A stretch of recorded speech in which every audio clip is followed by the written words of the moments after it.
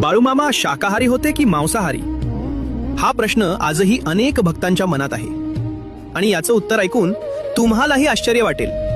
बाळूमामांची आहार शुचिता. 1941 साल, महाशिवरात्रीचा पवित्र काळ. गारगोटीचे सद्गुरू मुने महाराज, पूज्य बाळूमामा, आदमापूरकर इनामदार, जयराम पाटील व इतर काही जण असे एकूण 9 जण महाशिवरात्रीच्या पर्वकाळी समुद्र स्नान करण्यासाठी पश्चिम किनाऱ्यावरील देवगड या गावी निघाले होते.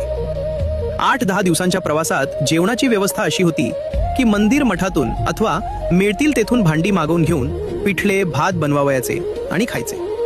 परंतु मामांना हे आवडत नव्हते. ते म्हणत, मांसाहार ठेवलेले भांडे सुद्धा आपल्याला खपणार नाही. संपूर्ण प्रवासात मामांनी अन्नाचा आहार घेतला नाही. मुळे महाराज मांसाहार घेणारे होते, पण त्यांनाच सद्गुरू मानणारे म्हणजे त्यांचे शिष्य असे बाळूमामा मात्र चोखपणे शाकाहारी होते. ही गंमत आहे. शेंगदाणे, खोबरे, चिरमुरे अथवा फळे खाऊन मामांनी तीर्थयात्रा केली. म्हणूनच आपले बाळूमामा हे चोखपणे शाकाहारी होते. बाळूमामांवर श्रद्धा असेल तर फॉलो करा आणि कमेंटमध्ये जय बाळूमामा लिहा.